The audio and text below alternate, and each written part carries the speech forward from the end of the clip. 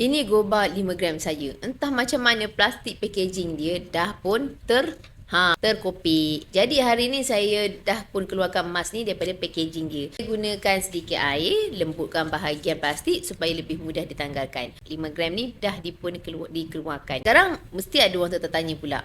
Kalau goba dah terkeluar daripada packaging dia macam ni, public go masih terima lagi ke? Secara asasnya, jangan terlalu risau. Untuk urusan buyback, perkara utama yang dinilai adalah emas ni sendiri, termasuk ketulinan dan beratnya. Tertakluk kepada pemeriksaan serta terma buyback semasa public good.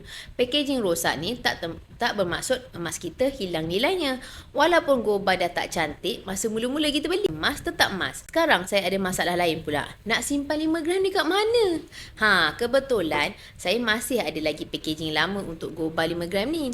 Kita cuba masukkan.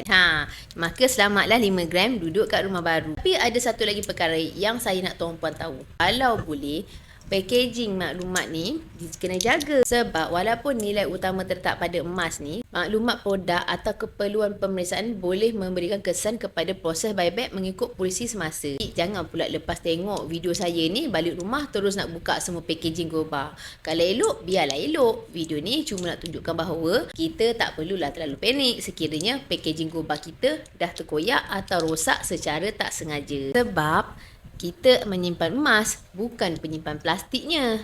Packaging kita jaga, tapi yang mempunyai nilai intrinsic tu adalah emas dalam dia. Kalau tuan-puan baru nak mula simpan emas dan masih keliru nak pilih 1 gram, 5 gram, dinar atau simpan sikit demi sedikit melalui akaun emas gap, boleh rujuk video yang saya pinkan. Saya akan tunjukkan cara bermula ikut bajet masing-masing. Emas, pasport kekayaan kita semua.